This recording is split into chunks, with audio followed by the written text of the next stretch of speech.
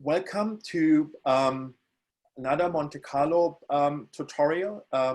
We heard about Pythia 8, Sherpa 2, and also Rivet for data Monte Carlo comparison. And today we have a tutorial on Herwig 7. A few organizational comments. All the information about the instructions, how to get started, they are available on the Indico page. On the Indico page, you also find the tutorials, the recordings of the previous tutorials, and we will make these tutorials also, or these recordings, then also available on the YouTube channel of the EIC user group. The Pythia tutorial has still a missing part of 15 minutes, and but Stefan will record that part so that we also have a full recording of that available. These tutorials are part of the effort to build a Monte Carlo community for the EIC. The EIC has unique Monte Carlo requirements. We need Monte Carlo event generators for polarized processes, including novel QCD phenomena like GPDs, TMDs. We need Monte Carlo for electron-ion collisions. So for the electron-ion collider, we not only have electron-proton, but we have up to uranium as ion beam species. And for the precision physics for the EIC, very important, the merging of QED and QCD effects in the simulations. For that, we have started to team up with the International Monte Carlo community organized in MCNet. We organized workshops on that, one workshop hosted at DESY, another workshop hosted by Simon Plätzer, our tutor today at the Erwin Schrödinger Institute in Vienna. And the focus here is that there has been a lot of lessons learned for Monte Carlo in the last 2 decades at the LHC. So really high precision QCD measurements require high precision Monte Carlo event generators. Herwig is part of that process. And Monte Carlo is not really only about tuning. It encodes a lot of the physics and knowledge what we have. And the community is ready to put all of these modern knowledge now into the EIC science aspects. Our tutor today is Simon Plätzer. Simon started already with his diploma thesis and then later PhD thesis to work on Herwig. His PhD thesis was about implementing a new dipole shower into Herwig and matching that with next to leading order QCD calculations. Simon is really active in the Monte Carlo community, also one of the, in the management of the MCNet community. And we welcome him today to give us an introduction on how to get started with Herwig and how to do deep inelastic scattering simulations in Herwig. So thank you so much for joining, Simon, and also thank you for joining Graham. Thanks a lot, Marcus, for this nice introduction. So let me try and share my screen.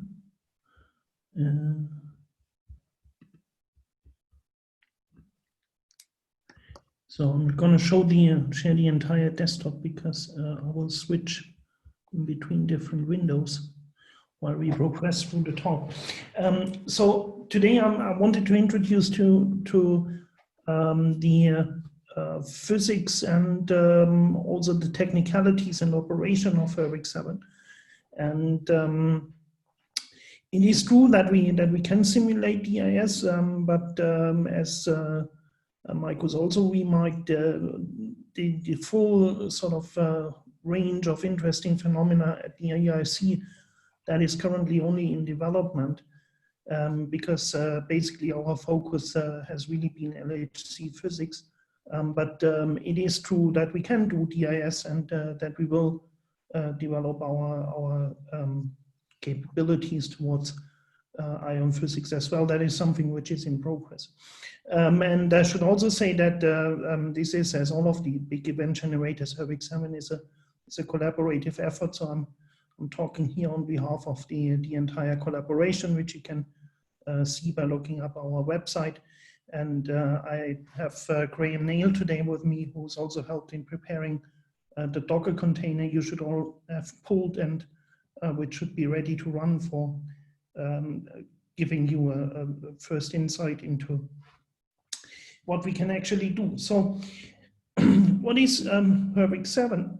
Can you see my, whoops.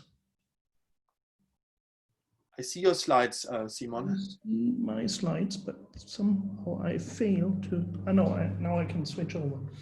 Okay, so Herwig 7 is an event generator which is around since long as you can guess by the major digit of the release we have here. And Herwig has always been rooted in an accurate description of QCD effects. And that mainly came from the question on how one can build accurate Parton showers, and that is still sort of one of our main driving forces and interest. However, an accurate description is really needs to include much more than this nowadays, and being a multi-purpose event generator, that means that we can, at the moment, off the shelf do EE, EP, and PP physics. Herwig has also been extended to include now next to leading order QCD corrections to the hard Partonic cross section. That is something which we do totally automated and routinely. So it's not that there would be a few processes available at NLO and others are still leading order. You can get subject to computational constraints. You can basically get every standard model, sometimes even beyond the standard model processes at next to leading order QCD. And another aspect is that for Parton showers, where we in Herwig have started out with the traditional angular ordered one, which is something which we can control theoretically very accurate. We have also been developing a dipole-like approach as an alternative in order to compare the two to each other, to sort of cross-validate the way we assign uncertainties to the Parton showering, and also as a basis for further development. So this is apparently a corner where now, after having done tremendous improvement to the description of the hard scattering, which I'll point you to in a little while, is the attention has now been shifting again towards Parton showers, but this is something which I can talk about at another occasion. Then from that, starting from that sort of core perturbative QCD side, which if I enable my cursor, can you see my mouse cursor at all? Probably not. That is unfortunate. With the external screen, it did work. Okay. Well, that is then essentially what we can calculate from perturbative QCD. So the ingredients which bring us from a hard momentum transfer Q down to an infrared cutoff of the Parton shower, which is of the order of a few GeV. And then we need to hand over to, of course, a phenomenological model of hadronization, which takes us down to the mass scale of hadrons. In the Herwig case, that is the traditional cluster hadronization model. However, in Herwig 7, that has seen quite some improvements already. And of clear interest for heavy ion physics in particular, but also for PP physics at the LHC and beyond is the modeling of multiparton interactions, where we resort to an iconal model, which is then giving us both ends of that spectrum, something which is motivated perturbatively, but also a lot of effort going on in describing things like soft multiparton interactions, diffractive contributions, and so on. So really a very detailed modeling of all aspects of the physics we encounter here. And historically, the Herwig is coming out of the Fortran Herwig program, but I'll say more about the technical development soon. The outline of what I wanted to do today is that I would like to give you an introduction to what the physics is behind, at least a glimpse of what we're doing and why we're doing it the way we're doing it. And then I wanted to talk about documentation, about issues with installation if you really want to build it yourself in place of using the Docker image we provided, though the Docker image is pretty complete at this point. And then we'll sort of really dig into using it, and that cannot go without highlighting some of the technical details. And that will lead us to a few setups for like an EE collider, a bit of a PP collision, just to show off some of the functionality we have. And then the last point, we'll discuss running it for DIS and also running sort of one of the nice features we have, which is the accurate description of multi-chat final states. And I wanted to encourage you to use the Zoom chat and also Slack, on which both Graham and me are registered if there are any questions. For last week, I would have also have had Stefan Giesig and Patrick Kirchgesser joining, but they couldn't make it today. So feel free to ask questions. Also feel free to write emails to the Herwig developer list if there's any problem coming up, if you try it out, if something's not making sense, if something's just not working. Write to us and tell us about it, and tell us about discrepancies in comparisons and so on. And then this is an extremely important step for us, I think, because this gives us sort of a push to really see, okay, there is a community which is active and for which we are keen to provide a description of the physics they're interested in. So please use all of these channels, and or just speak up. Feel free to interrupt me at any point in that talk. Now, a bit of an overview of Herwig. So historically, which is just in that timeline on the top of this slide, Herwig came from the old Fortran Herwig, which went up to version Herwig 6. And at some point, it was basically realized that there was no point in continuing that development because it was not maintainable anymore. And a lot of the improved physics features people have been thinking about would require rewrite anyway. And so while Herwig was still sort of in active development, a new development has started, originally called Herwig++, which is developed not anymore in Fortran, but as the name suggests, in C++. And the goal was to sort of at least provide the improved version of the physics the old Fortran Herwig could simulate. And but now we are at the point that we can not only do that, but we can actually do much more. And that was the point in 2015 where we decided that now the old Fortran Herwig is really discouraged to be used and it's not maintained anymore. And we have coined the Herwig++ 3.0 release Herwig 7, and the new Herwig 7 has actually a fine detail, is not capitalized in its name anymore, so that you can take as a reference to a more modern approach to the program itself. But it is to be thought of as the continuation of the old Fortran Herwig in a much, much improved version. Now, as I already said, one of the highlights is that we offer 2 shower modules, which you can really seamlessly exchange with each other. So they work with all of the hard process machinery. They work with the hadronization model. Meanwhile, we can even run string hadronization. That is not yet in a release, but we know that we can sort of even exchange the cluster hadronization for the string hadronization. So this offers a plethora of studying different systematics with each other.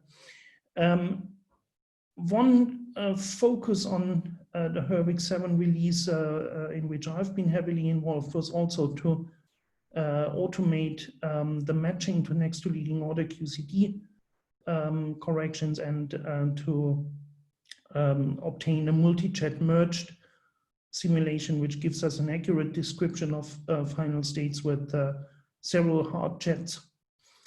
And then, yeah, as I said, there is this dipole shower, which we offer as an alternative to the angular ordered one. Otherwise, we have made a big effort that they are really on the same level of physics they can offer. All of them have, for example, spin correlations. All of them have a very detailed and accurate treatment of quark mass effects and so on. There is something which I'll not be talking about a lot, is that we can also do beyond the standard model simulations in a highly automated way using an interface to a defined rules interface UFO. That is available with the current release, but in the overview today and in the tutorials I want to guide you through today, I wanted to focus on the NLO capabilities, but then also on all of the effects of soft physics, which are clearly important. So that is the cluster hadronization, the iconal MPI model, and the physics of color reconnection. Now going on to the next slide, I should also say that not only by the Parton showers are not only sort of doing their core job inside Herwig, but they themselves have received a lot of attention, a lot of development. So for example, we have spin correlations in both shower modules, and also an algorithm in the angular ordered shower to account for azimuthal correlations due to soft gluon effects in the evolution. There is QED radiation in the angular ordered shower. Implementing that in the dipole shower is something which is in progress, but is not a simple thing to follow up. But it will be there eventually. There is in both shower algorithms, we can encode some of the scale variation, some of the variations we think will give us an estimate of the uncertainties in the Parton showers we can implement by on-the-fly weights. And then there's further improvements like corrections for subleading NC effects, which we can include in the dipole shower. That is something which we don't have in that form in the angular ordered one. So there are slight differences between the two, but on the bulk of the physics is really at a comparable level.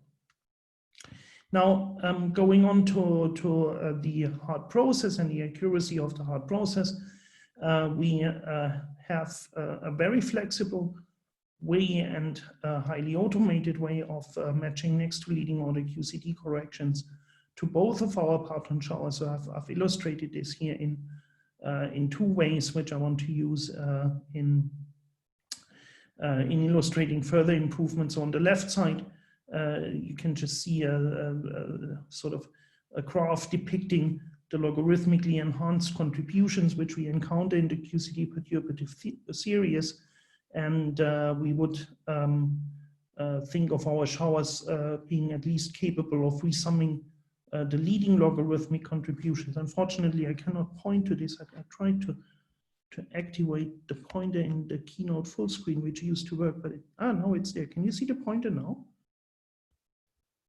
Yep. Yeah, excellent. So, so this just illustrates that sort of per power in alpha S, which I count on this axis here, and per jet bin, we get different contributions in powers of large logarithms. And at next to leading order, we get up to 2 large logarithms, and then we go beyond. And Parton showers will resum sort of the 2 top layers, ideally, of that volume of logarithmically enhanced contributions. And then the next to leading order correction would add in finite order alpha S corrections. And this allows us to model sort of an event like, you can imagine here, 12 ampere with 0 jets and unresolved radiation at next to leading order QCD, which is this tower here. And then we can do the same for first hard jet, which is this tower here. And in a generic physical spectrum, you would sort of have like a next to leading order fixed order calculation, which is the green line in that sketch, which would just be meaningless as you go into the soft collinear region where the additional jet is unresolved. only there the Parton shower resums all of these contributions and is giving the physical peak, which is the black line here. However, it's dropping like a stone towards hard QCD emissions because it's just not reliable there anymore. And the right answer would be the spectrum from the next to leading order real emission, which is giving these one jet events. And next to leading order matching simply in a systematic way combines the two spectra into the red line, which is an accurate description across the entire range. However, if you take such a calculation, which is also giving you the right normalization at next to leading order, so if I integrate over the red curve, I do get the next to leading order cross section back. But if you ask for a second jet, you will still only get a Parton shower approximate answer. So this is something which we then try and improve in what we call multi-jet merging, where specifically in Herwig we have put forward what we call a unitarized merging scheme, which I have been proposing a while ago. And in there we sort of combine 0, 1, and 2 jet samples, say, into one totally inclusive sample, and we maintain next to leading order accuracy in each of the jet multiplicities by maintaining or by including approximate next to leading order corrections, which we just obtain from a unitarity argument. And that gives us the stability to really make predictions, in this case for 0, 1, and 2 jets and next to leading order if we have the hard processes available. Excuse me. So this is what we call multi-jet merging, and that is available in Herwig as well. The thing we have put a big emphasis on is that this multi-jet merging is able to cope with processes which have already jets at the hard process. So several of the merging schemes you find in the other event generators can meaningfully only address processes like trillion or E plus E minus or similar, where there is no additional jet activity at the level of the Born process. But our merging, for example, is seemingly can deal with dijet production in hadron colliders. It can deal with VBF type processes in hadron colliders, and it can also do DIS, as you can see in the right hand plot on this slide. This is a transverse energy flow measured at Hera, and we compare the data to a leading order plus Parton shower simulation, which is the red curve labeled DIS 0. And then we compare it to a calculation which has, is the blue line, which involves 0 plus 1 and 1 plus 1 jets next to leading order and 2 plus 1 jets at leading order, and is combining all of these into one inclusive sample, and then you can see that we get a much better description. So this is working for DIS, it's working for electron-electron, and as well as for PP, and to the left-hand side you can see a plot of jet multiplicities at in C plus jet events, where sort of the pure Parton shower is just dying off, and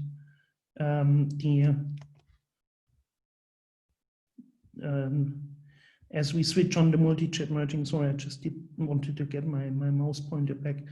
We can see that we get up to the other jet multiplicities, and as we switch to next to leading order, which is the stars we attach here, we also get smaller and smaller perturbative variation. So that is a crucial point to model sort of final states across different jet bins at next to leading order QCD. And then we need to address the entire things up with soft physics, and that it means specifically multiparton interactions. In the case of Herwig, we use an iconal model where we sort of model some meta distribution with the what we call an overlap function, which we assume to be something which is following the electromagnetic form factor as a function of impact parameter, and then we need to regularize a perturbative QCD 2-to-2 cross-section, which is giving us the hard multiparton interactions, and then we need to continue that into the soft low PT region, and there's different options of doing that. And this entire model we then combine with additional iconal functions describing diffractive contributions, but also also the combination of soft and hard scatters in one uniform model. Crucially, in PP collisions, we do not know how all of these multiparton interactions are actually correlated in color space. And that is at the heart of the necessity that we also need to include a color reconnection model, which is in the end telling us that possibly a physical color flow configuration which we have generated is turned into a more physical one, as you can see it here, minimizing something like you would in the string model call a string length, but in our case it is apparently swapping around constituents of different clusters in the cluster model and achieving a similar effect. So this is a crucial part of the soft modeling, and there is also work ongoing to apply these MPI model to the case of heavy ion collisions in the simplest most case as an afterburner, where we sort of stack different PP collisions onto each other. But there's much more work going on towards Glauber type models and possibly even beyond. And the step which then follows is the cluster hadronization model. As I said, it is also possible now that we can run Herwig with the string hadronization if you're interested in checking out systematics of the different models, but this is not yet released. And effectively what happens is that at the end of the shower, we're left with an ensemble of quarks, antiquarks, and gluons, and then the gluons split into QQ bar pairs, and then we can organize the entire final state in form of color neutral clusters, which we sort of view as highly excited hadrons, and then they undergo fission into smaller mass clusters, and then eventually they decay into hadrons here. And then there is also the effect of color reconnection, which is then simply swapping some colors for some cluster constituents with other cluster constituents, so that you can view as a rescattering among clusters, or as a swap in color space, like it's depicted here. And this way we reach more physical color configurations, and that this is crucial for describing minimum bias data I've depicted in this plot, which is sort of showing the average PT in versus the number of charged particles. And without color reconnection, we only get the red curve, and with color reconnection, we can really describe the data. And I think I might take too long to explain what's going on in terms of physics behind this, but then we move on that also in this corner, there's active development going on, specifically as we look to effects we observe in, for example, measured by Alice in terms of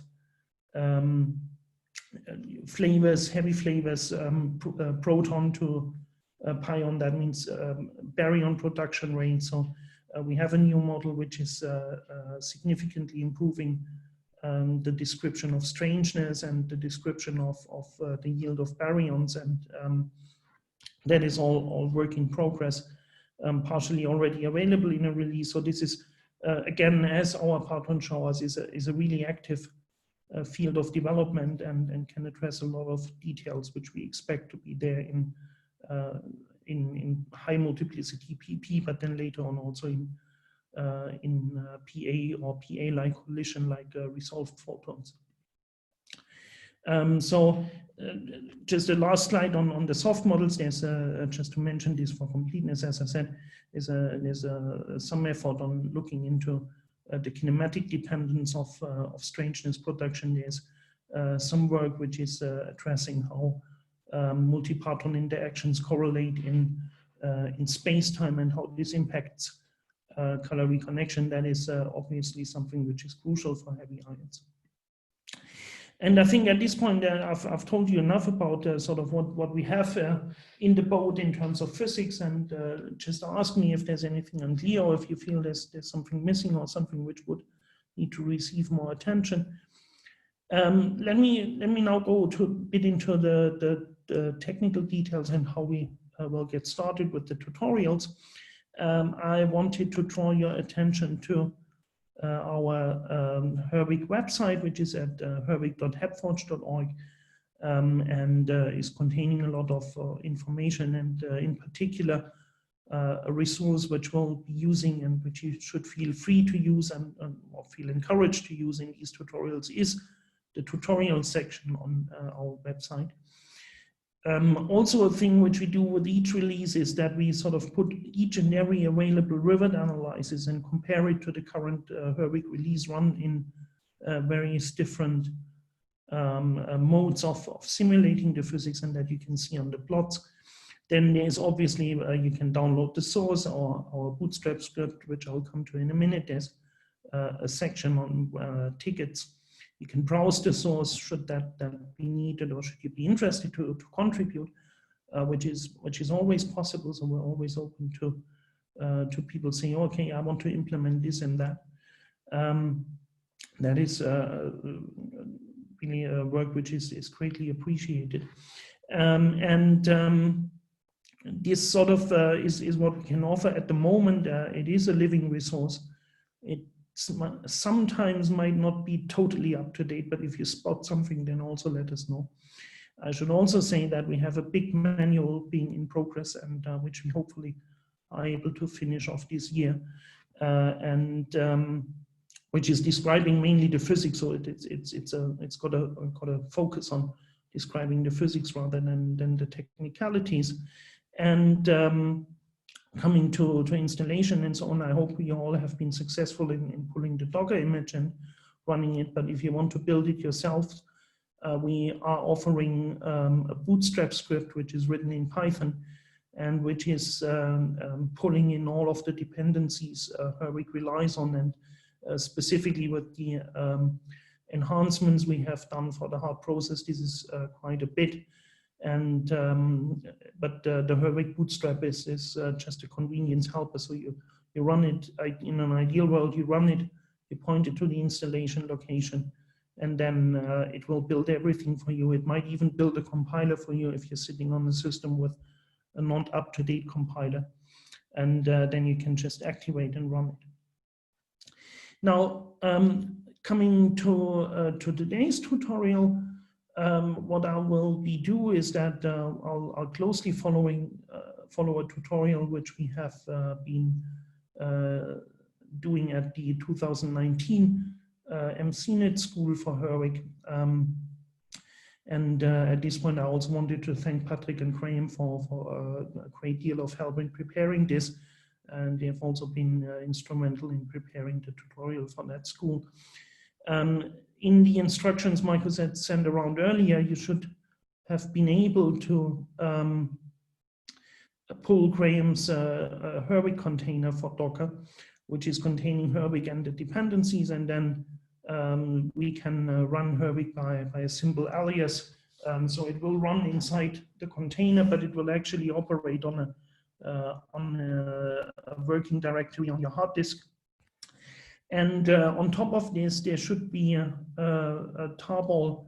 You should also have received the URL to download a tarball, which is containing a few ready-made input files, which we're going to work on, as well as some pre-adapted integration grids, just for time efficiency reasons. So may I just ask everyone if they are at this point, if the installation had been of the Docker image has been successful, and everyone could work through a little like test run with Herwig. I actually just finished it up. The creation took a lot, like the Herwig read LHC matchbox took quite a bit of time to finish. The run was fine. It didn't create a Yoda output file, so I couldn't test the rivet make HTML. I bet that I'm just missing a simple flag or something, but just going straight from the instructions, I couldn't get to the end completely. Okay, have you used this tarball which we offered for the input file? And I did, but maybe I didn't use it in the right directory. Okay, I mean, let's have a look at this soon. So one thing you say is that, yeah, read might take some time, because read, as originally the name suggested, that it only reads the input file. However, there's a lot of stuff going on behind the scenes, and this is also something which I want to, of course, introduce you to, because you shouldn't be wondering why things take the time they take. So that is a sort of an ideal continuation to the next slide I had. So Herwig does read an input file. Now, that input file is containing instructions which manipulate objects which we provide in a repository. That repository is just is an object database. And it's addressed as a virtual file system. So it's a virtual file system of objects. So the paths you see in the input files, and we will be seeing in the input files, and they don't refer to a directory on your hard drive, but to a directory in that object database. And we use the input file to manipulate that database and to extract a bunch of objects from the object database, which will then form an event generator. So that is the event generator itself. That is what we call a shower handler, which is implementing a Parton shower algorithm. That is something which we call a hadronization handler, and stuff like this. And Herwig Read will assemble all of these into an isolated object database, which is forming the event generator, which will be run, and that is what we call a .run file. So that is the file you will see after you have run Herwig Read. But then there's much more going on behind the scenes. So especially with the new capabilities for the hard process, we will be possibly running codes behind the scenes which will assemble matrix element libraries for us. They will take some time to build, and they will then be linked as a dynamic library. And then Herwig Read will also start to adapt integration grids, and that is sometimes, if it's demanding processes, a step which can take significant time. And this way, this is also why we have built up sort of broken up that read mode is also available in several steps. There's a step called Herwig build, which will simply perform the step of manipulating the repository, possibly building libraries for matrix elements, and then assembling them in a run file, but it will not do the adaptation of the integration grids, which for very demanding processes you can run in a separate step, and you can actually even parallelize. So it is possible to split up that workload in adapting integration grids into sort of a whole slew of independent jobs, which you can just send off to a cluster. So simple batch system will do. You don't need any inter-process communication.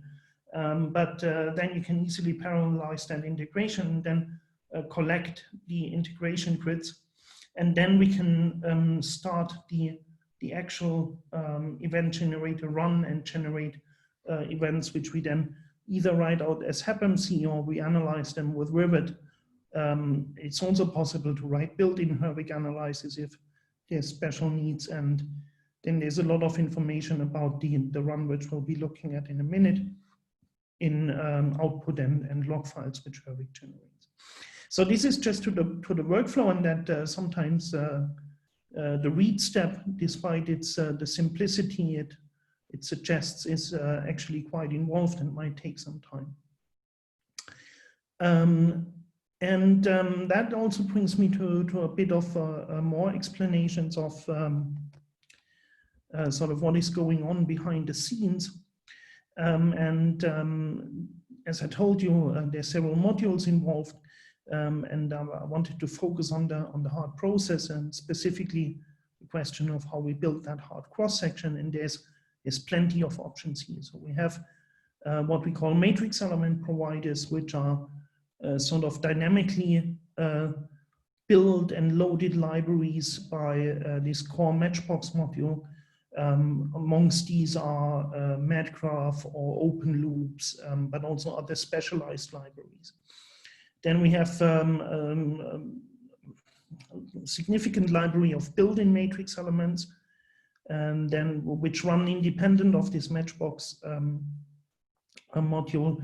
Then there is the conversion of fine rules output for BSM models, and then there's also support for Les Souches event file interfaces, and all of these we sort of can directly put into the two showers, and then everything which is also coming in via Matchbox will be available at next to leading order QCD, and we can do two matching paradigms, one for the experts which is more MC at NLO like, and one which is more PowerHack like, and also the Multijet Merging is relying on Matchbox, and then we get onto this big mixing desk if you want, and we can use the two showers, and then they will interact with the Multiparton interaction, and then finally go on to the cluster hadronization. So this is in a very, very simplified manner how Herwig internally works.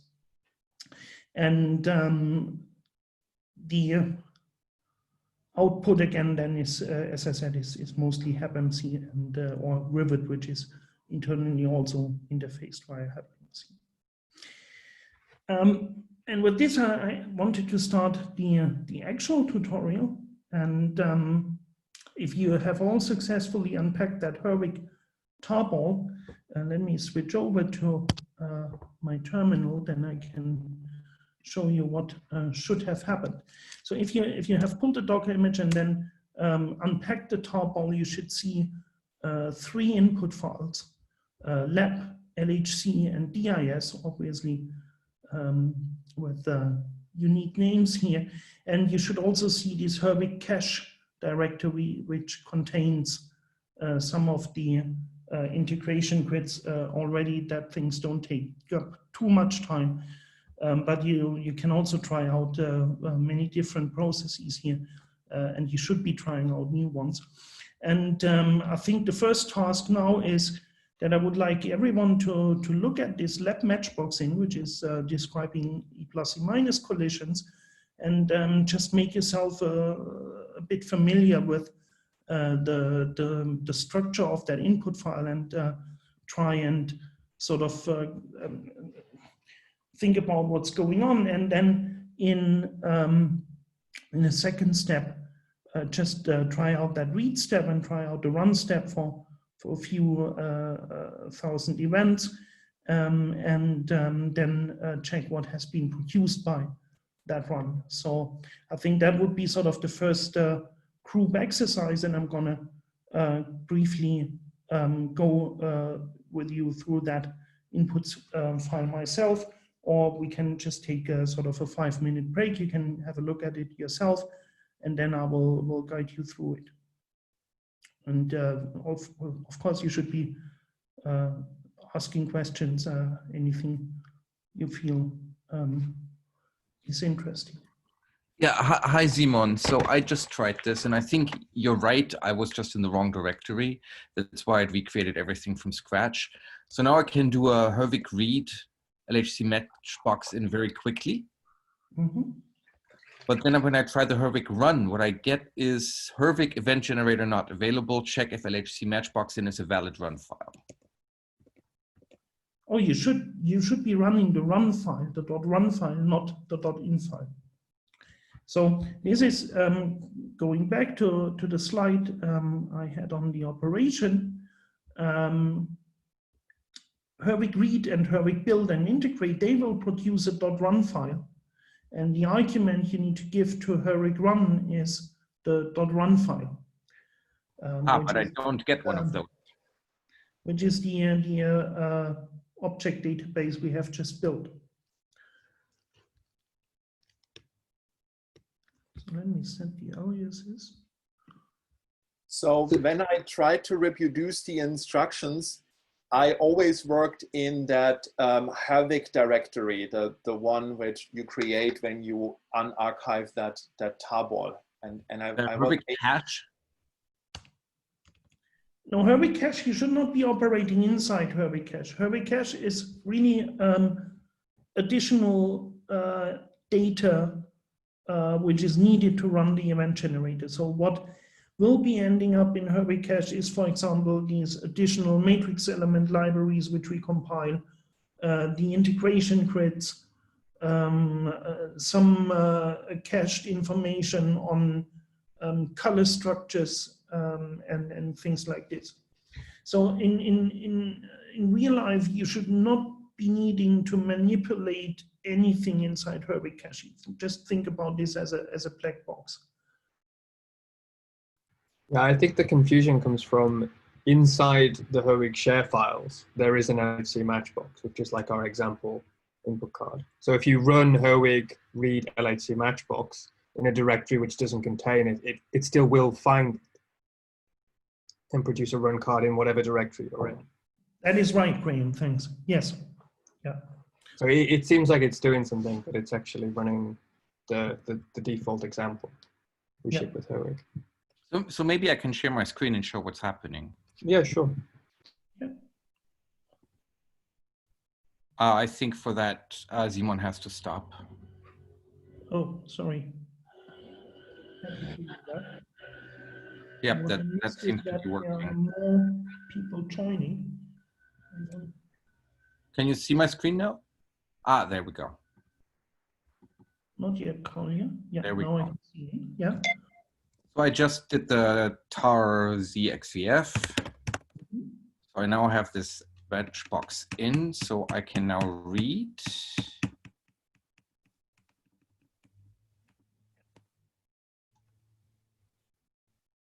Mm-hmm. Oh, and now it takes a long time to run to make this. When I did this just before, you can see here, if I scroll up a little bit, it set everything up, but then it never created a .run file. Is there an lhc-matchbox.run? Which it should.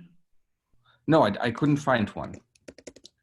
So maybe I'll stop sharing for now and see if this creation does the trick and let other people speak. So it could be in a different directory. So if you're using a pre-built grid, it will warn you after you do the read step that you were using a grid that was already there. I didn't see that, so perhaps it's somewhere else. So let me check if we have. No. It should have been producing such a run file, but we can check in a moment. We'll go through it together, I think. Oh, now it worked. I'm not sure what I did differently this time, but it seems to work. Because the name of the .run file is given by the name you choose for the event generator that we will see in a minute.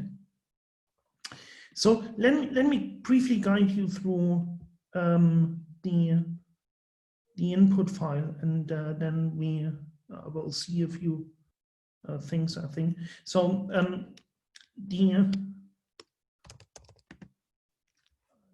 should be, sorry, last Wednesday I had a lot of usual external screens, and now I am somewhere else and only have my laptop, so it's all a bit bumpy at this point. So let's have a look at the lab matchboxing to start with. The LHC matchboxing I've set up with a few changes that you will be able to navigate through these and do changes yourself. But structurally, these input files are very similar to each other. And I actually wanted to do this in Emacs, because if you use Emacs, there's actually a syntax highlighting for it. So ask me if you find that convenient. What we do is that we first sort of start, now this is a matchbox run. This is meaning that we enable all of the matchbox features here. This is not there for the standard built-in smaller matrix elements, but most of them will not give you next to leading order. Then we just make everything ready for setting up an E plus E minus collider, in this case EE collider. And then we inform the event handler about the center of mass energy. In this case, it's just lab at the C mass. And here you can already see that these commands like cd, some directory, and so on. Now, don't be confused. These are not directories on your hard disk. This is really maneuvering through this object database. And this is organized in terms of directories like here. So there's Herwig event handlers, and there's other directories which will come across soon. Now these are some technical things which are just, in this case, saying, okay, we assume a diagonal CKM matrix, but that's not necessarily a requirement. That we only want to sort of generate standard model-like couplings that is helping our phase-based generator to identify the relevant topologies which contribute to the process. And then we go into the directory of the matchbox matrix elements, and we pick some coupling orders to start with. And in this case, we just want to do E plus E minus to 2 jets. So there's 0 additional power of alpha S and 2 powers of alpha electroweak. But this 0 additional power of alpha S, that only refers to the born process.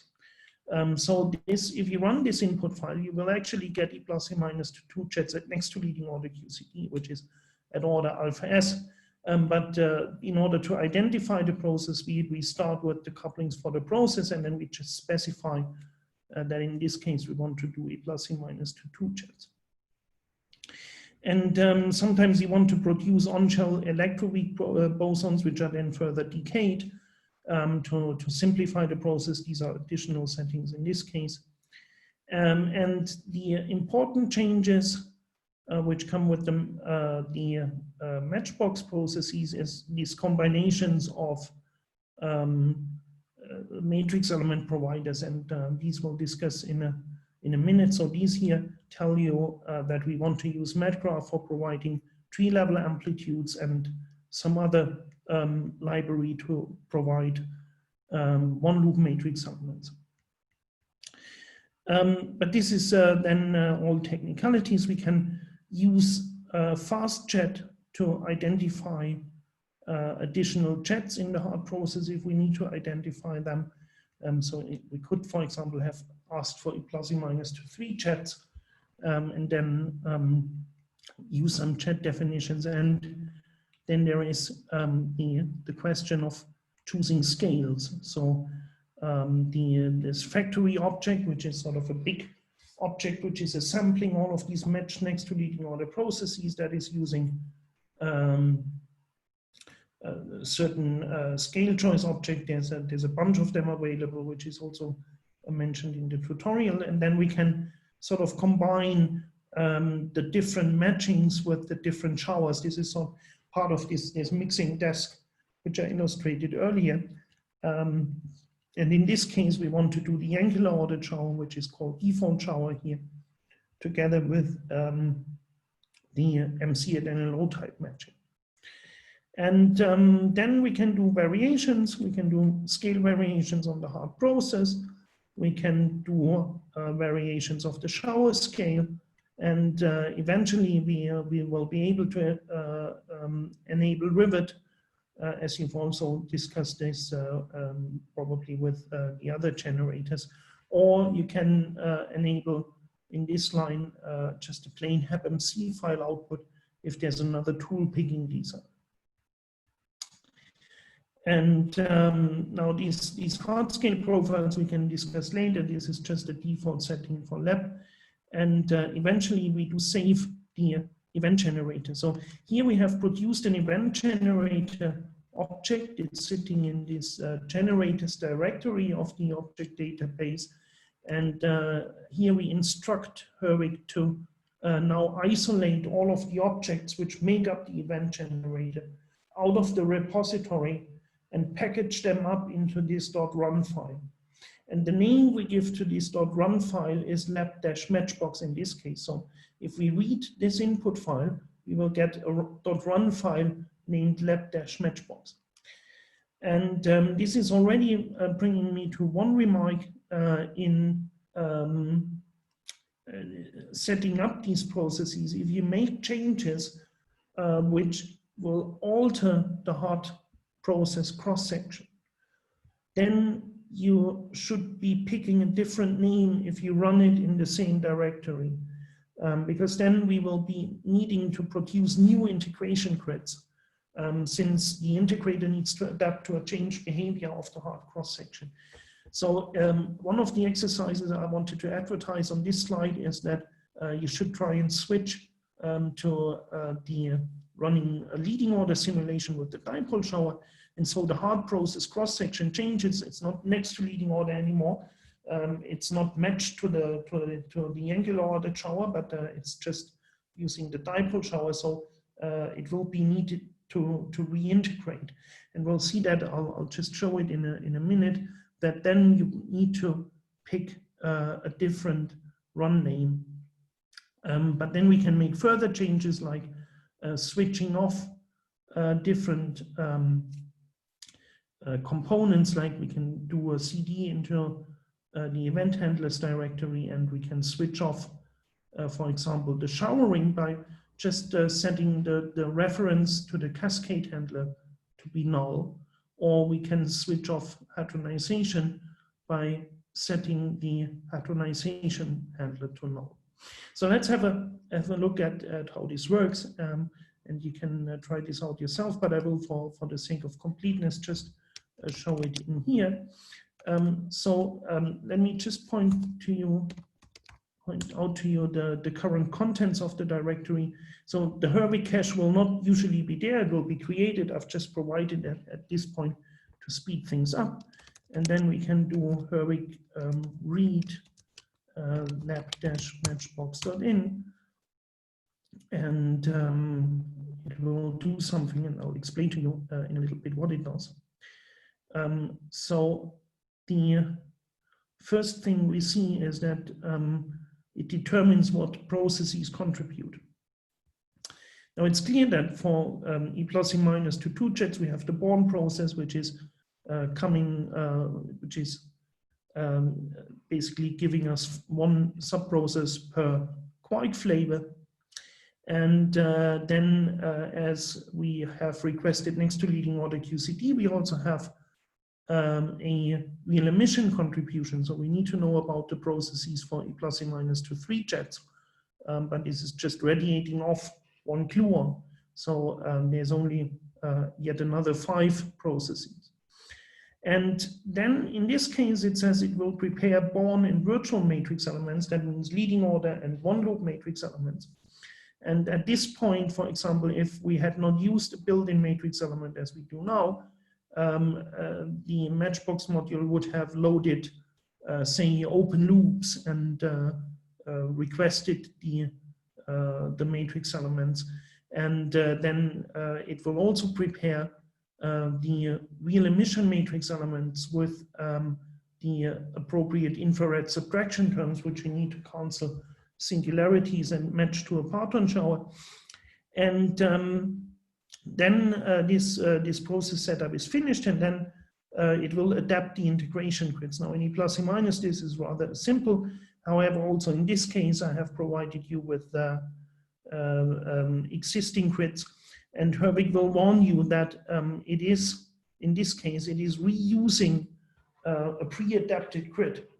And you should always be thinking about this step because, as I said, if you have changed something which is significantly affecting the hard process cross-section.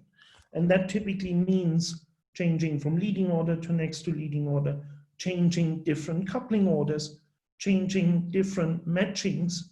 Then we need to reintegrate these integration grids because the form of the integrand has changed. And we've not yet provided a convenience helper for this. But if this step has succeeded, you should actually see that there is now a lab matchbox.run file. And there's no point in looking at it. It could have been made binary, in fact. It is an ASCII file, but it could have just been binary. This is containing all of the objects which make up the event generator. And then we can run Herwig for say 10,000 events, and the argument now needs to be this run file. So not the .in file, but the .run file. If I do this, you will see that it will start generating events, and then at some point it will be done with this. Now these are complete next to leading order lab events.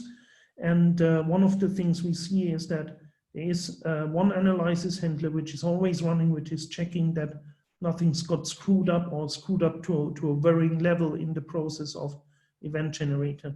And the only worrisome, or not even worrisome, thing which happened here is that we had a few events which violated momentum conservation by an amount of 0.001 MeV. So this is not something which we would be worried about, but just a consequence of numerical instabilities. But it might happen, depending on the setup, and especially in DIS processes, that this number goes up. And if it goes up to a worrisome level, then you should be getting in touch with us. Usually we make sure in the tests we do that this does not happen, or that we at least, where it happens, that we understand the source of it, and that there's not many occurrences of this type. But this is there for just doing consistency checks. And the output which had been created, now in this case, we see that there is no Yoda file yet, because we haven't enabled Rivet yet, and that we'll do in a minute. But what we see is a .log file, a .out file, and a .tech file, and I'll explain them to you in a minute. What we also see is a -evtgen.log that is simply for the sake that we are able to interface to EVTgen, and we have actually decided to use EVTgen for certain hadron decays in place of our own B decays, which we do have inside Herwig, but we have not the access to the data and also not the manpower to get to the same level of tuning as EVTgen can do. And this is why by default we run EVTgen in place of our own BTKs. So let's have a look at that is part of the tutorials that you can look at labmatchbox.out. Now labmatchbox.out is not containing a big deal of information. It will just dump a table of cross sections at you. So in this case, we see that the cross section in the total cross section in nanobarn is coming out to be 30.6 plus minus 5 plus minus 0.5. We've run 10,000 events. We have actually been attempting 10,009 events, but for whatever reason, 9 of them didn't work out the way we intended it to, and needed to be thrown away. But this is accounted for in the overall statistics, so there's no bias introduced by this. But this is just telling you that something wasn't quite as efficient as it could have been. And then there's a breakdown by different contributions. So we see leading order plus 1 loop contributions for the different sub-processes, and then different kinds of subtracted real emission matrix elements, and how they make up the entire cross-section. And then you can also feel free to have a look at labmatchbox.log, which by default is sort of dumping the first few, I think by default, the first 10 events at you in our own event record format. And here we see that we have event number 1. It's been performed by an event handler, which we called event handler. It had unit positive weight, and we had E plus and minus colliding at the C mass. We have formed an intermediate C, which has been going into a UU bar. And here is simply encoded the structure of the event. So this means that the E plus E minus at the hard process came from the beam particles E plus E minus, since we have switched on initial state photon radiation, which we can do, which is number 8 and 9, and then they have fused into the Z, which is particle number 5, and then the Z, which has been formed by the E plus E minus 3 and 4, has then been decaying into particle 6 and 7, which is this U and U bar, and then these go on further evolution. And then you can also see that there's color information here. So the U bar is sitting on anti-color line -1, and the up is sitting on color line +1. And then in the Parton shower stage, we have emitted 3 gluons in that particular event. And then we see how the cluster hadronization handler is splitting these gluons into further quark-antiquark pairs, and then is forming clusters. And these clusters then decay into the first stage of hadrons, you can see here. And then this first stage decays to what we have said to be stable in this case. So loads of pions, photons, E plus E minus, and that is a typical event output if you're interested in looking at this, which is in the .log file. And finally, the .tex file contains a bunch of references of what physics models have been involved in that run. And if you use Herwig, we would actually encourage you to cite both the release 7 release nodes. So there's a 7.0 release node, which is marking the beginning of that series, a current release node, and at the moment the old manual, which will be replaced by a different manual soon. So this is sort of the first run, and then in the next step, in the slides, which I'll also be making available on the Indico, we would, in this example, try and switch on the rivet analysis. So I'm going to edit that input file matchbox.in, and I'm going to skim to the section where we deal with rivet. And so I do cd into the analysis directory. I want to enable a particular rivet analysis, in this case, one from Aleph. And then I need to insert this analysis handler. So rivet is an instance of an analysis handler within Herwig. I need to insert that into the event generator object. And then I can read the input file again. It's doing the same thing. We are happy with using the pre-integrated grids because nothing has changed. And now we can see that actually rivet has been loaded as a dynamic library. And if we run the same 10,000 events, then we will see that we see additional output from rivet. And so rivet is in action now. It is using named weights. That is something which you probably have been discussing in the rivet tutorial, which could, for example, encode our Parton shower variations. And Simon? yeah. Could you paste the name of the rivet analysis into the chat box? Oh, sure, I can. Just because right now it's when I try to follow along, it's failing because it doesn't. I've got it. It's a blah blah blah. Thank you. Did you do it, Graham? Okay, great. So if we now have a look, we additionally see that labmatchbox.yoda file, and then you can just run rivet make HTML on, let's give it an output directory, and it will make the plots just as you've seen in the rivet tutorial and for the other event generators.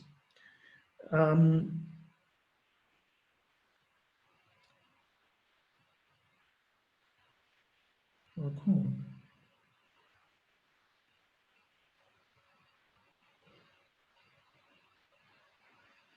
Okay, that might take some time until it's finishing. So well, let us finish it, and then we can have a brief look at. But this you've learned in the other tutorials as well, at the plots and.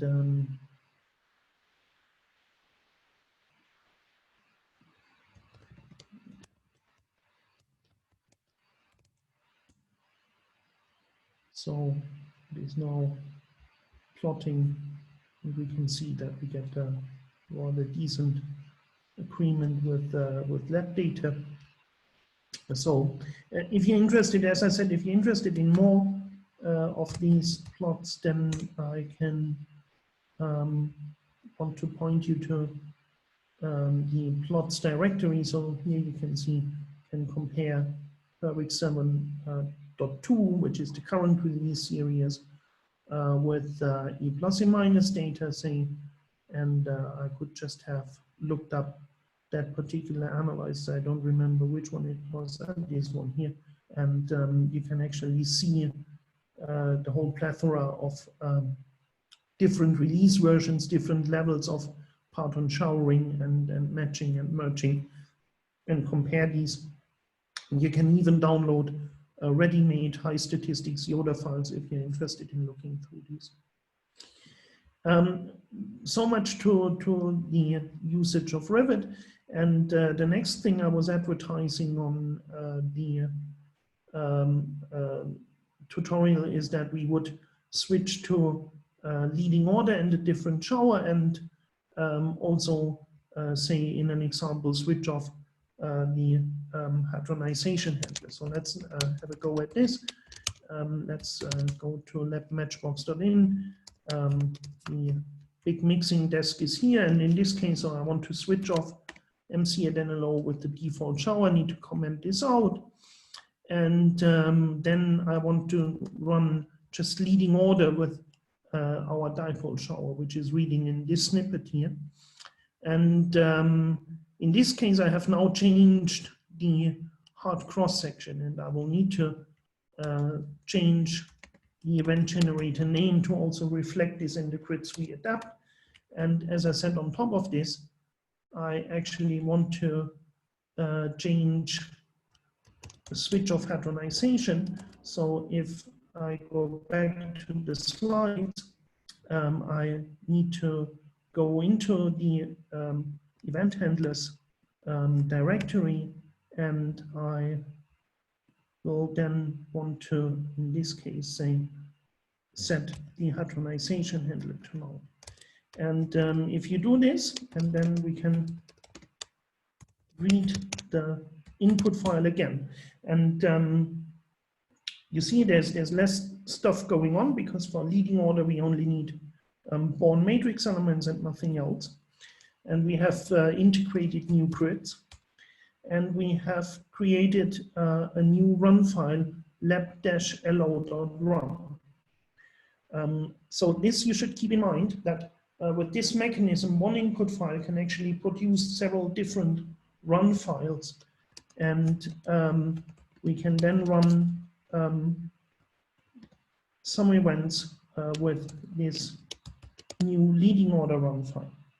And I'm going to do this, and then we have one phenomenon that now the basic consistency analyzing is throwing loads of errors because we have produced quarks in the final state. So it is checking for things like this to not happen by default.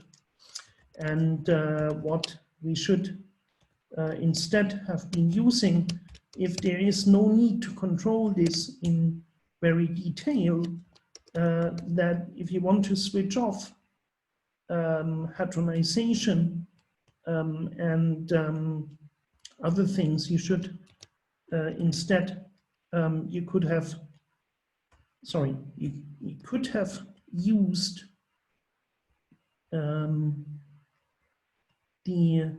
I've made some notes which I wanted to point you to.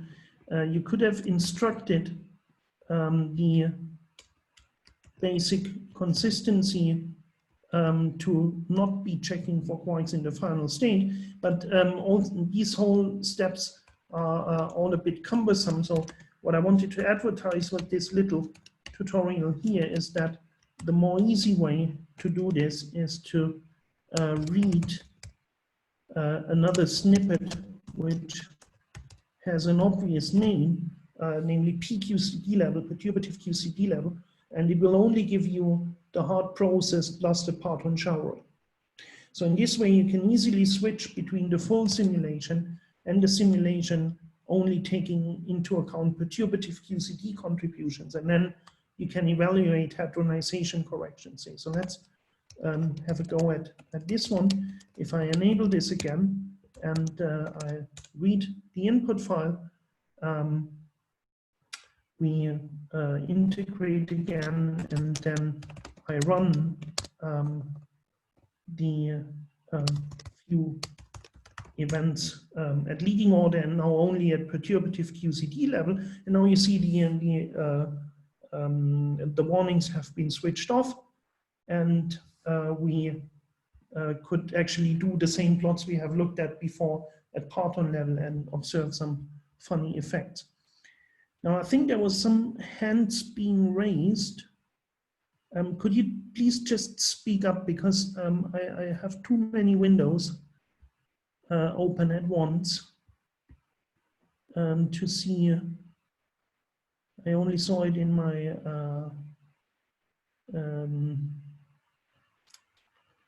additional in these status bar. Is there a question up until here?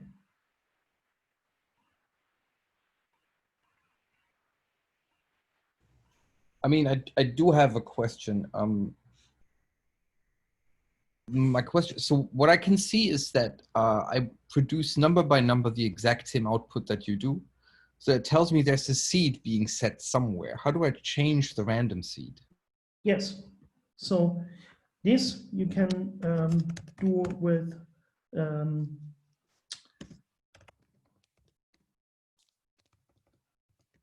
just telling Herwig that you want to set a different seed. Oh, yeah, I have forgotten the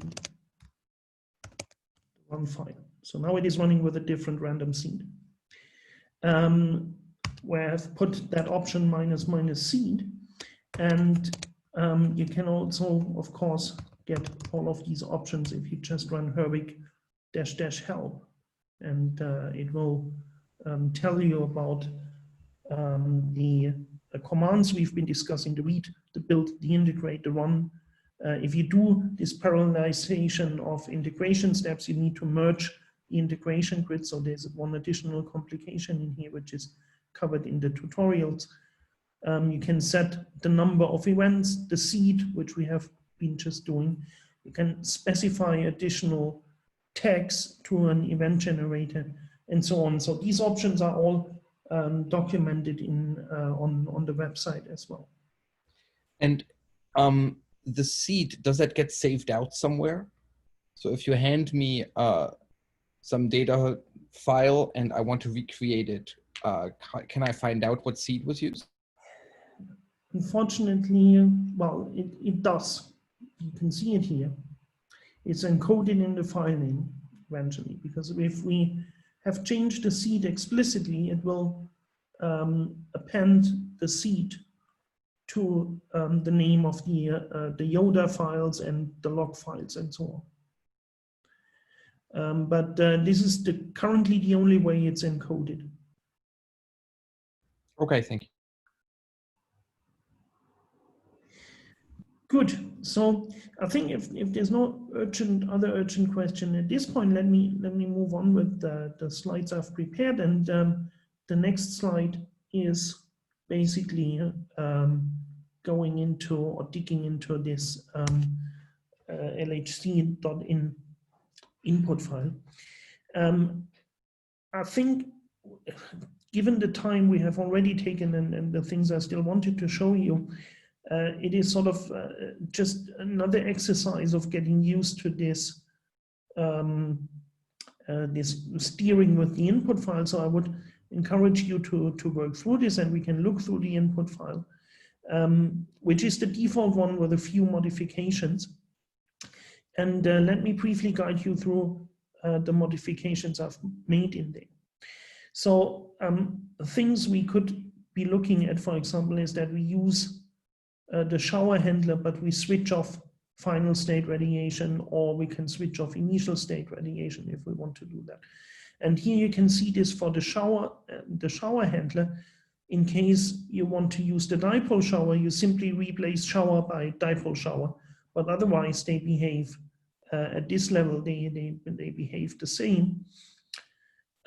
We could, however, just have switched off the shower handler entirely, and the switches I wanted to point you to in or looking into the details of PP collision is switches which have to do with multiparton interactions, and in particular, for example, all of the dipole shower and the shower handlers, they hold pointed to the multiparton interaction handler.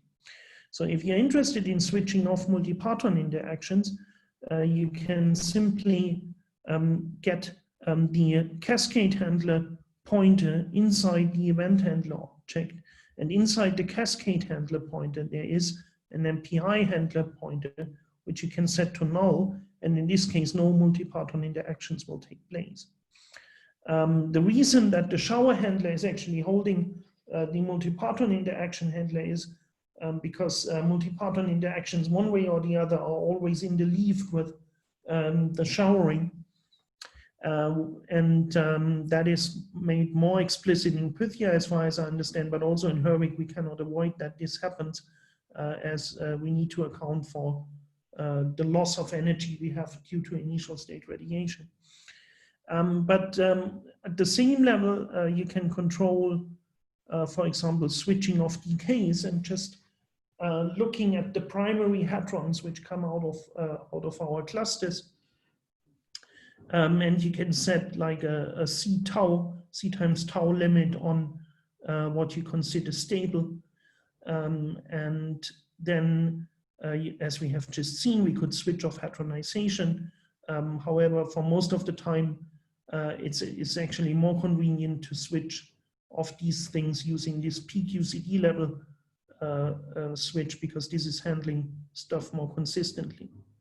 But you can see here that there's a lot of control, and sort of if you want to get a feel for the physics of it, which I don't think we can work through now in full detail, you're encouraged to start from this LHC-matchbox.in. And if you run it with these modifications, what comes out of it is the pure hard process cross sections with all of the subtractions we have done for the matching. And at this point, you should be aware that this is not a physical cross sections to look at. So the take-home message here is that if you want to look at a fixed order, leading order or next to leading order cross section, you should not be using switching like this, but you should instruct Matchbox to produce a pure next to leading order prediction, which then will give you a physical cross section. Because this way you will look at the next to leading order with shower effects being subtracted out, and that is a totally unphysical cross section. So let me briefly go into that LHC matchbox in input file. So as I said, there is some modifications, but if you run these modifications as I've put them here, the cross-section will not be physical. So what you should rather have been doing if you're really interested in a fixed order calculation is that you comment out this line, which instructs us to match to the Parton shower, and you really read in this snippet over here, which is instructing Herwig to produce a pure fixed order next to leading order calculation with no shower attached to it.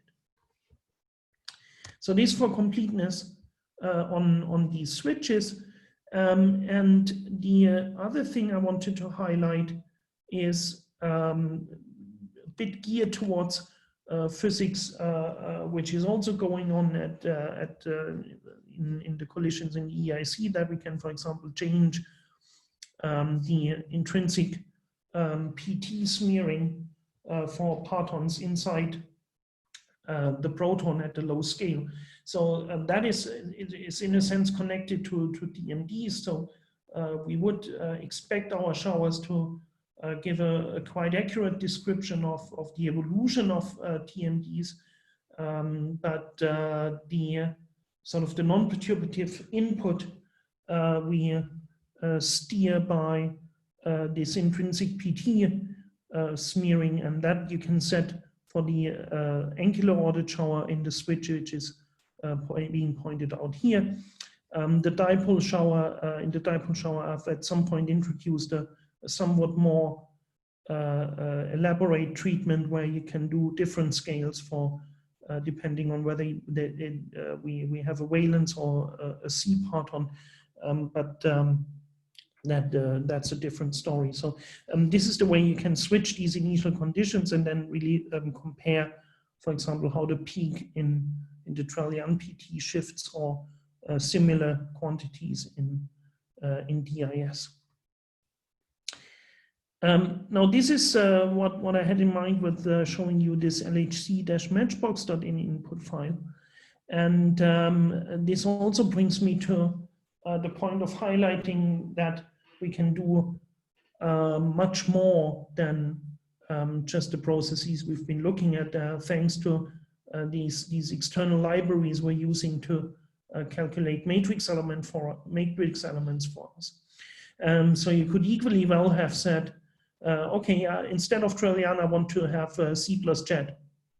And I actually want to, in this case, I want to have a stable C, but that's not a limitation. You could equally have asked for the full off-shell effects, but in case we want to have PP to C plus Jet, I need to have one QCD vertex and one electroweak vertex in my hard process. But then this process by itself as a hard process will not be finite.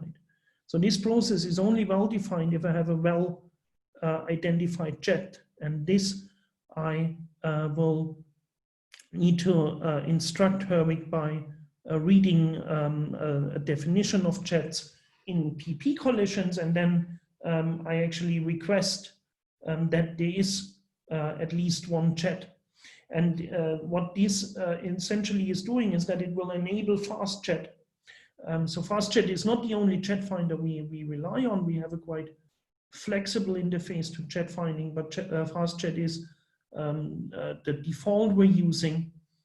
It will then identify this jet in PP collisions using an anti-KT algorithm. But equally well, we could have been doing this in DIS, for example, requesting 1+1 jet events, and there would have been a different jet definition applied. Everything which fast jet can is in fact possible. That is also one place to highlight that, as I said, we could be switching between different orders, between next to leading order and different showers. Now in this case, for C plus jet, we have the matrix element at next to leading order not available internally. The only thing we have available internally is where we have really the full off-shell effect, so where we would have pp to e plus e minus jet. For this process, like just any other which is not available in the internal library, we can then say we want to use a certain combination of matrix element providers. In this case, this means we want to grab tree-level matrix elements from MadGraph, and we want to grab loop amplitudes from open loops if they are required. That is also something where I wanted to have you look at the DIS matchbox.in input file, which has totally analogous structure to the input files we have been looking at before, and everything works really just like for lab and LHC. So let's at least have a glimpse at this. So I can run it just read it and run it just as the other ones. So in this case, we are now generating matrix elements for the leading DIS process and next to leading order. So the hard process we're interested in is E plus P going to E plus jet. And then we also need to have real emission, EP going to E jet jet. So this is 1 plus 1 jets at leading order. And then there is, again, Born, virtual, and real emission matrix elements needed, which we're just integrating at the moment. There's a lot of more processes.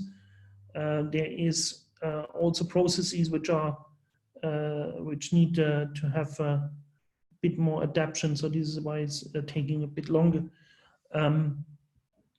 Eventually it will produce a run file and we can then just run it. So let me interrupt this at this point.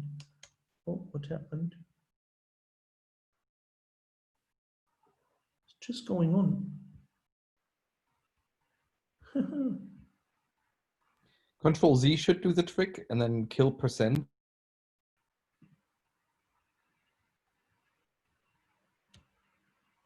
What do you mean?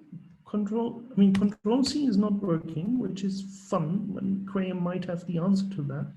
Control Z isn't working either? Okay.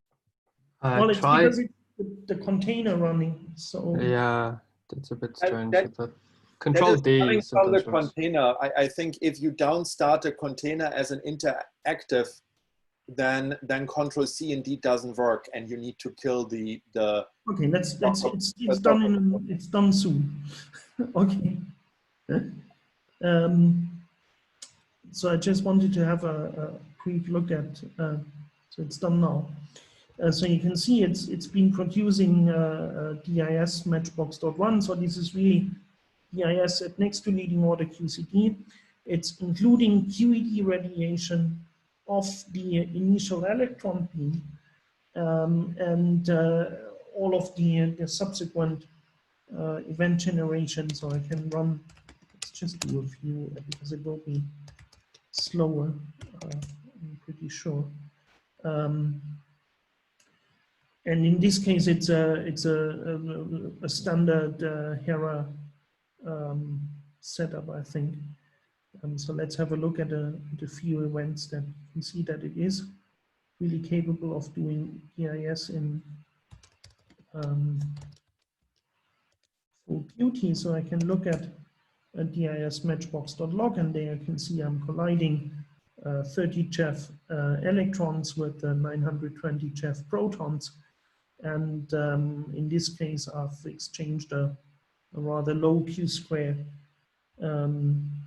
photon, and this was the hard process. And then we, well,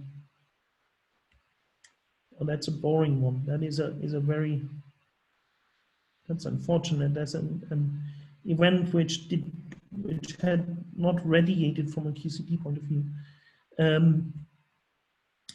So let's have a look at that one, which is more interesting. So here's a forced splitting has been produced. And the thing I wanted to point you to, I should probably have used a different seed. Okay, but you can see DIS is working, and as I said, it really includes everything which is relevant at this point. The input file I wanted to point you to is, as I said, is very similar to the ones we've been looking at before. We now set up an EP collider. We go into the event handlers directory. Now we have the more complex setup that we need to decide from where the electron is coming and from where the proton is coming. So A is the positive C-axis and B is the negative C-axis, and we give them different energies.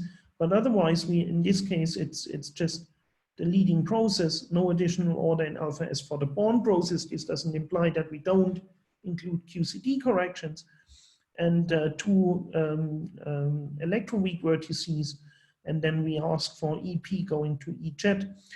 By the way, you can also define what you mean by a proton. So it's easy to switch between a 4 and a 5 flavor scheme. You could do, for some studies, even artificial protons where you say, I only want to have UDS in my proton or similar things. The same way you can define what you think a jet should contain and what you don't think a jet should contain. So this is structurally very similar to the other input files. And there's also data available where we can compare to. I've shown you an example of the multijet merging. And the multijet merging apparently is the one I wanted to finish off on. Can I ask you a question first? Just a quick detail question. Yes, sure. Could I define an angle between the incoming beams? Yes, yes and no. That is in progress. So we in principle have the capabilities. We are aware of the crossing angle issue. And there is, in principle, all of the structures we have in Herwig are ready to do that, but we haven't fully implemented and tested it yet. This is one of the things which, as I said, is all stuff which is in principle on the agenda, but always gets lost because at the moment LHC is our priority. But if you push us, then and if we get feedback and exchange and so on, this is extremely helpful for us then to address, in principle, simple issues like this one. Because it's merely at the level of finishing it off and testing it. And a similar comment, unfortunately, applies to resolved photons, which for which the MPI model at the moment isn't quite working. But we will be moving these forward in view of our growing interest from the EIC community.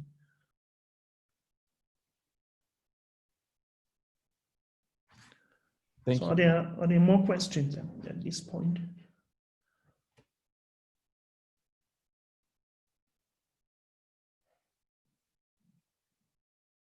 So if there's nothing urgent, let me just, we'll have some time still to discuss a few things. So I intentionally wanted to move forward towards the end of my slides that we have a bit of time to still discuss. So the multijet merging, we haven't been looking at operating, but the input files, again, they are very similar in structure as compared to the standard ones. They are also located in share Herwig and have names like LHC-Z-merging and so on. And the most significant changes compared to the other input files is that now we switch on the dipole merging. Now there's a reason why you see the name dipole here, because this multijet merging is something which is only available with the dipole shower at this point. This is deeply rooted in the structure of our showers, and it's not clear whether we will be producing a merging algorithm at this level with the angular ordered shower at any point in time. Because this is the underlying reason is that there's a deep conceptual issue here, which needs a lot of theory work in resolving. And so this is one of the nice features of Herwig, which is unfortunately only available with one of the showers we offer, and in this case the dipole shower. But again, from running it, it is straightforward. The next big change is, again, we decide on what the Born process should be. And in this case, for example, I could just say I want to have PP going to 2 jets. So I request 2 QCD vertices, no electroweak vertices, and then I simply amend that process definition by the number of additional jets I want to include. So in this case, I'm asking for another jet, but I could have asked for 2 more or 3 more and so on.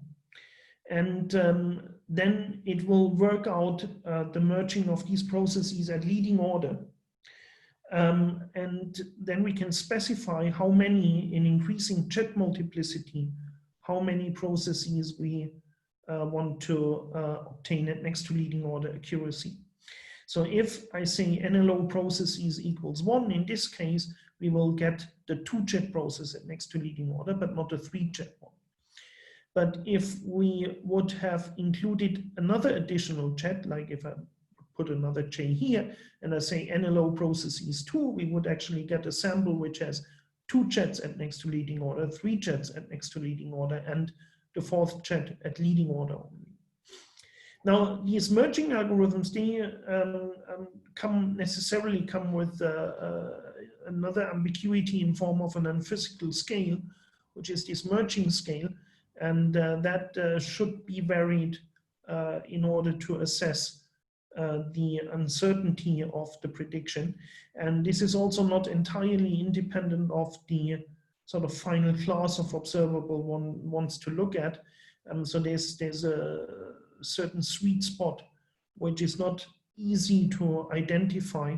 So in case of doubt, please contact us. But the rule of thumb is to use something which is sort of in between the Sudakov peak and the hard tail. So a scale which is slightly above the jet PT threshold, for example, in PP collisions. But this is there's no universal answer to this. So this needs a bit of trying out and a bit of expert input if distributions turn out to look weird. And I think at this point, I wanted to end what I wanted to present to you. I wanted to thank you for your attention. As I said, I'm deliberately stopped like 15 minutes earlier, so we have plenty of times for additional questions and discussions. And please get in touch with us by email to the Herwig developer list, which is simply herwig@hebforge.org, which I should have put here. Let me.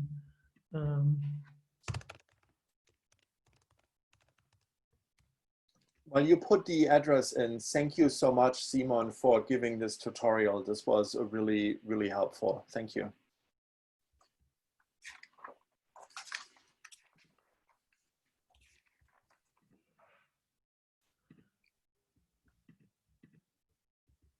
Yes, just before I forget about it. So let's make that larger. And as I said, don't hesitate in bugging us about anything which has to do with EIC physics, because this is showing us that there is interest, and then we will also react to this and exchange with you. So Herwig has a lot of options and scales and parameters that drive it, of course. How would I go about identifying and then using, say, a tune for DIS that describes Hera data well, and that we can use as sort of our default go-to thing to generate DIS events? So you're absolutely right. Tuning is a delicate issue. So our strategy in providing tunes is the following. So we would go for a default tune which we as Herwig developers have identified, and there will be one for a given release, and that is optimized towards a global tune, really giving the best description across different colliders, different processes, different observables. And these we typically obtain by a factored approach. We will tune the bulk of hadronization parameters at lab. We will tune the underlying event parameters at Tevatron and LHC data. And for some details in the dipole shower, I have been doing in the first few tunes I worked out, I have been using Hera data itself, and later on, I'm not even sure in the current one, which if we have done a separate tuning to Hera data or not, this I need to check. But this is our strategy in obtaining these tunes, and then unlike Pythia, we wouldn't offer you with a sort of a whole bucket full of alternatives. We, on the other hand, welcome efforts in providing different tunes from experimental groups. And we're happy to help with this, and the tool of choice we would use, and we use internally as well as Professor. But again, I would suggest that some kind of this factored approach in first tuning to typically plus and minus data, and then possibly supplementing this by additional Hera data as far as it is available. So we're getting a bit into the discussion about Rivet again. Rivet is absolutely instrumental in achieving this, because Professor will work on data produced by Rivet. And so that the Hera hadronization sensitive data is available inside Rivet is crucial to really pin down how Hera data constrains our hadronization. So at the moment, there's nothing where we can really say that we have been using Hera data as the driving force, or at least as a significant constraining set of data. But that is mainly connected to the case that it's still missing on the Rivet side. Yeah, so this is the bottleneck we're facing with a lot of EP development, is that there's little more than energy flows and reduced cross sections possibly we can look at the moment. I should also make a bit of an advertisement, because I'm just trying this out in a different study. So Holger Schulz, who's been one of the main developers of Professor, has actually put an effort in a next generation tuning tool, which he called Apprentice. And there's no official release, I think, but we in Vienna, in our particle physics group, for some studies, we're actually trying this out, and it looks very promising. So, if you're interested in doing tunes, I would also want to make an advertisement for this tool, because this is meant to be the successor of Professor, as I understand.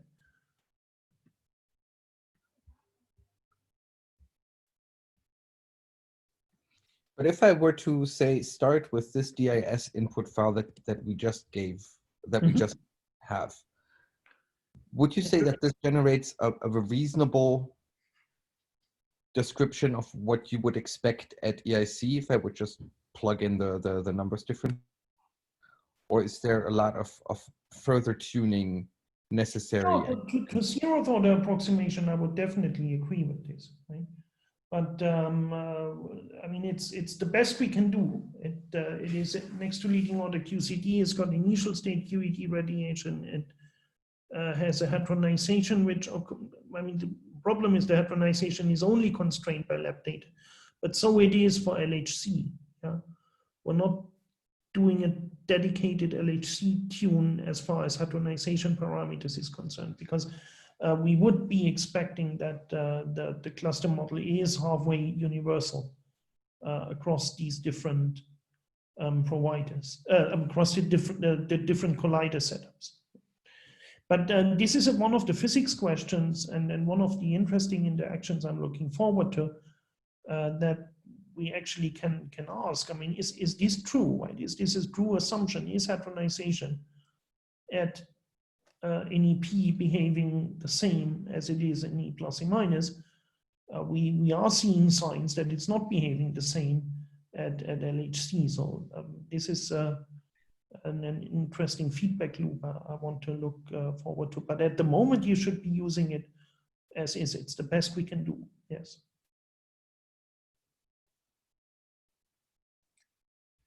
May I make a short comment, Simon? Yes. So I think part of the question is related to working with local tunes and working with global tunes. So part of the nuclear physics community is used working a lot with local tunes so that you tune your generator very much to the specific experiment. But then the question is what kind of predictive power you have for something which is not an existing running experiment. So for we started some larger validation effort with within the software working group. This is just at the beginning stage, and for that we are working with the global tunes to just see how does the existing Herwig tune describe DIS data, and that will point out where there might be improvements necessary. And then as a next step, we would like to try a tune which then not only includes, let's say, Drell-Yan and NE plus E minus, but then also DIS. But the aim is here not do something which is specific DIS only, but really keep with the philosophy of general purpose Monte Carlo to have something which describes not only just one process, but describes various processes. Yeah, that's definitely a sensible strategy to follow. Yeah. And for hadronization, the interesting part about that is how well do these models describe data at low energy. So the Lund string model, where I'm more familiar with than the cluster fragmentation model, describes data very well at high W, but there are problems expected at lower W. And lower W really means W below 10 GeV.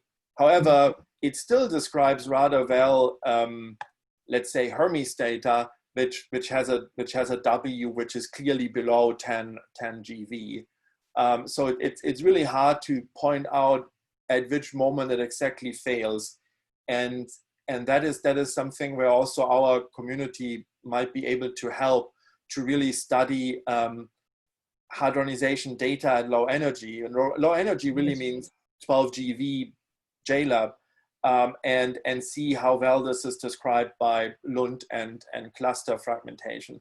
And for that, it's great that you have both of them in Herwig, so that one can compare things with the otherwise exactly same setup. Yes, yeah, and I mean this is a region where definitely we need to make more developments and more theoretical understanding, because I guess I mean I would expect for the cluster model to break down at low W just as you would expect it for the Lund model.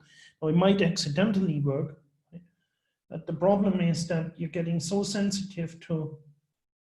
I mean, you sort of for the cluster model you start to violate the basic assumptions it relies on, because you cut off the shower evolution, and if there's no shower evolution for the cluster model to start from, or very little shower evolution, it's doing weird things in principle. So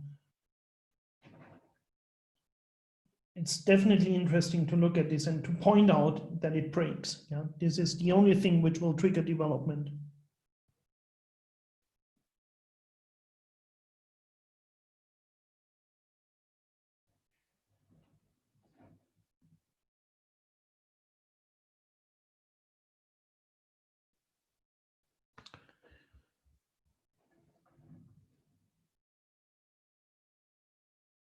Good. Are there any more things we should be discussing right now?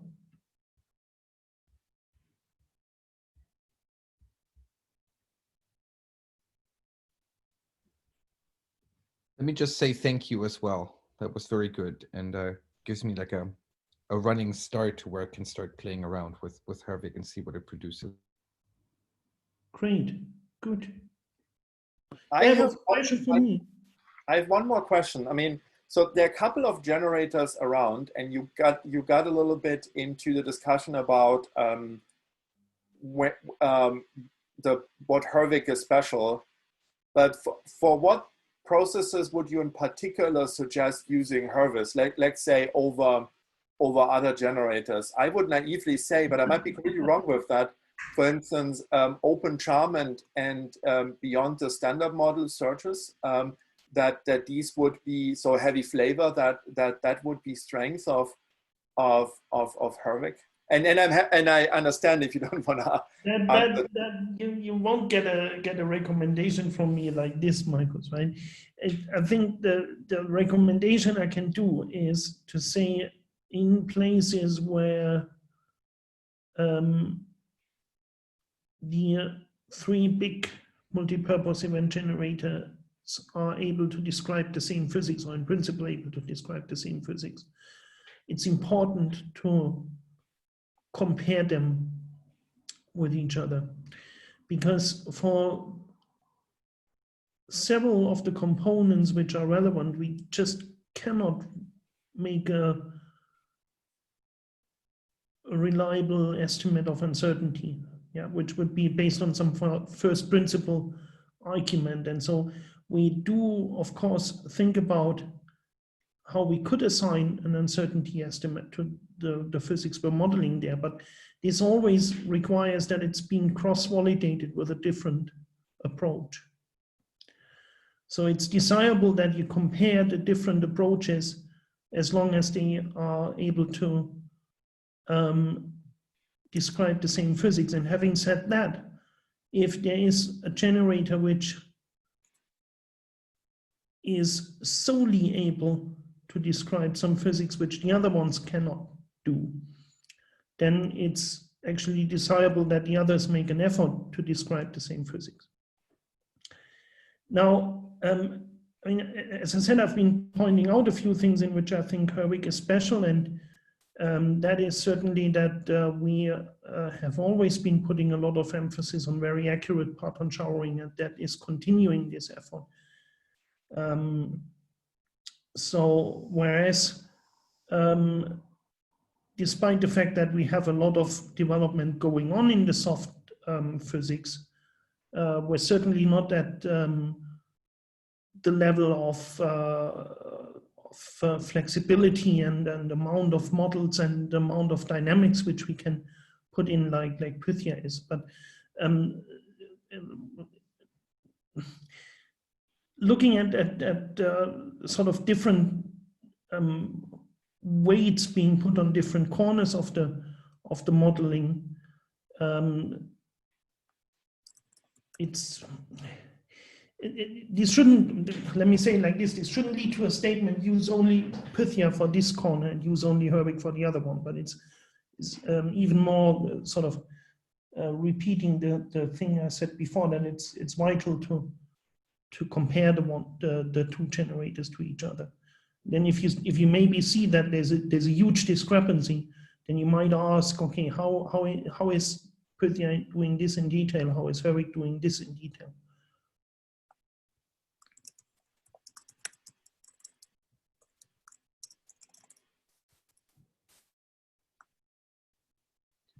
Thank you for giving a really good answer to my loaded question.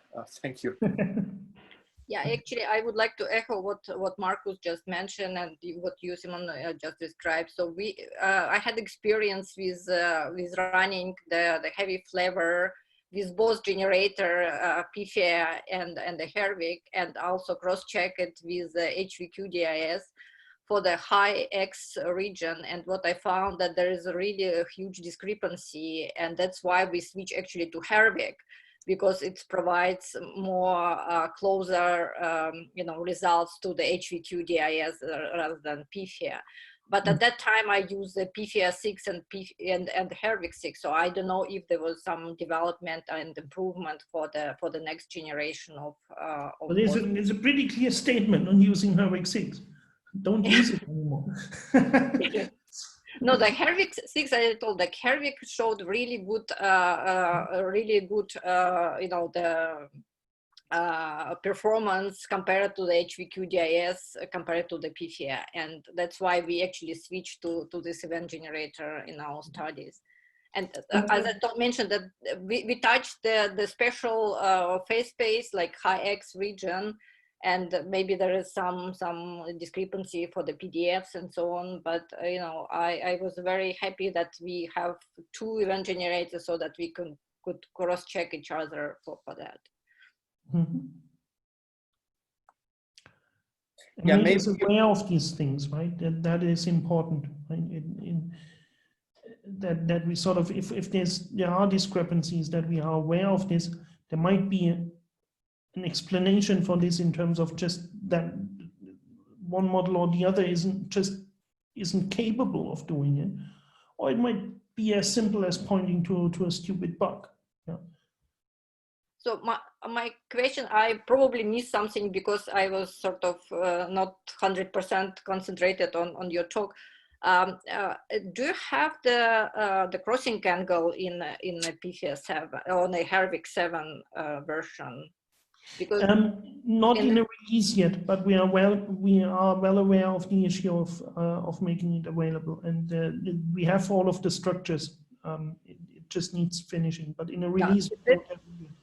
Yeah, that would be really important for the EIC, and this was sort of the minor things which people were referring when we use the Herwig 6, so that it doesn't provide a crossing angle.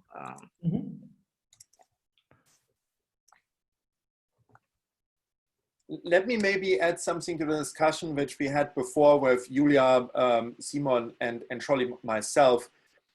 Simon mentioned that it's important to compare between all of the generators, and that will be indeed extremely important for the precision measurements at the EIC, because we will rely on unfolding, and unfolding really relies on the Monte Carlo. So if we want to narrow down the systematic uncertainties of the unfolding, it will be really good to be able to compare between various generators and see, and that will really clarify to what extent the results have some model dependence.